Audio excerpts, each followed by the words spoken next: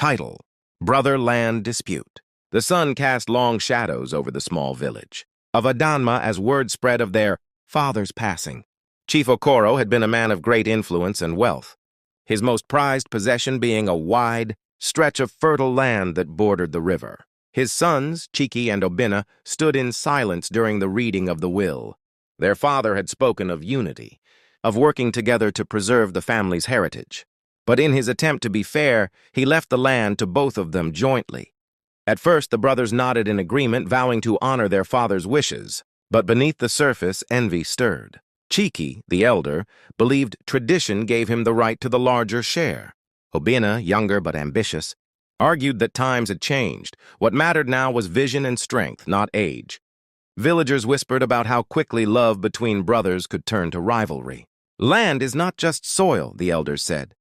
It is blood, pride, and power. Though they buried their father side by side, seeds of conflict had already been sown. What began as small disagreements over where to plant yams soon grew into heated arguments about ownership. Each sunrise found them further apart, their bond thinning like a rope frayed at both ends. Months passed, and the once shared land became a battleground of claims. Chiki planted cassava near the river, insisting it was his right as the firstborn. Obinna retaliated, building a small hut on the eastern side, declaring it his permanent homestead. Their words grew sharper than blades. Mediators came, elders, uncles, and even the village priest. Each pleaded for peace, but pride had hardened their hearts. "I will not bow to him," Cheek would say. "I am the heir," Obinna spat back. "You mistake age for wisdom. I will not be a servant on land that is mine too." Soon they drew invisible lines across the soil. Friends and family were forced to choose sides. Neighbors who once saw them walk arm in arm now avoided the fields for fear of being caught in the quarrel. The land that had fed their fathers' household for decades became scarred with disputes. One evening, as the sun dipped low, the brothers clashed openly. Words turned to shoves into blows. The villagers rushed to separate them, but the hatred in their eyes could not be restrained. What was once fertile ground of unity had now become a battlefield of bitterness. Their conflict soon reached the chief's council. The elders summoned both men to speak. Each brother arrived, flanked by supporters, their voices echoing through the meeting ground. Chiki demanded sole ownership. Obinna demanded equal rights. The council sighed deeply, for they had seen many families destroyed by greed. Unable to reach agreement, the council ruled that the land would remain divided until peace was restored. This decision satisfied neither brother. Chiki doubled his efforts to claim more, hiring laborers to expand his farm. Obinna retaliated by selling portions of his side to outsiders, a move that angered Chiki beyond words. Seasons changed, and the soil, once rich, began to weaken under the strain of constant conflict. Crops withered, and the riverbank eroded without care. Villagers shook their heads, whispering, "The land itself is rejecting them." One fateful night, a storm swept across Adanma.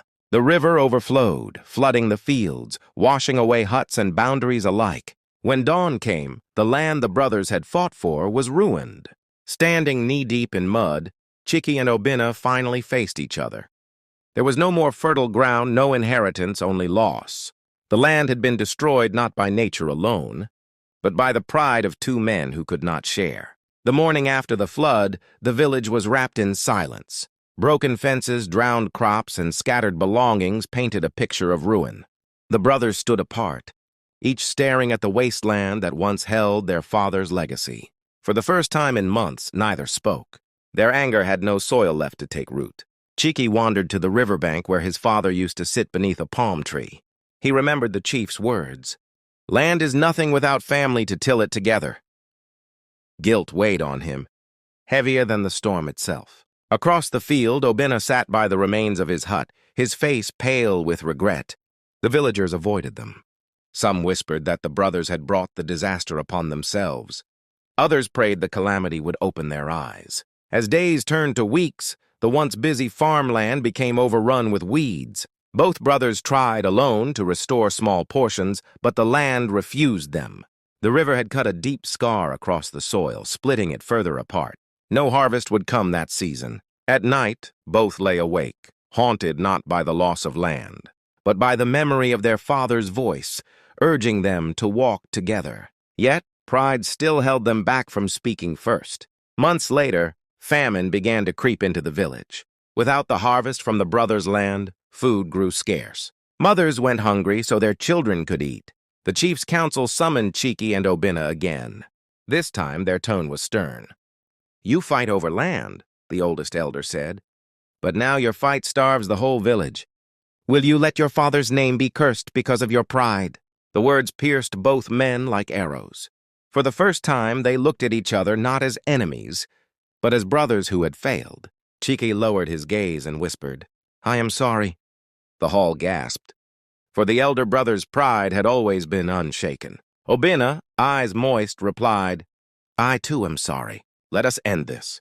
Moved by their humility, the council ordered them to work together to restore the land. They would rebuild the riverbanks, plant new seeds, and share the harvest equally, not for themselves, but for the village that depended on them. It was not an easy decision.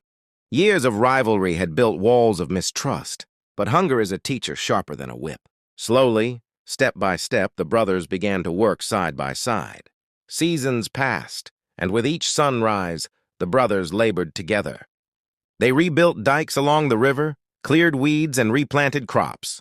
At first, they spoke little, but silence turned into short exchanges, and short exchanges into laughter. The soil, too, seemed to respond.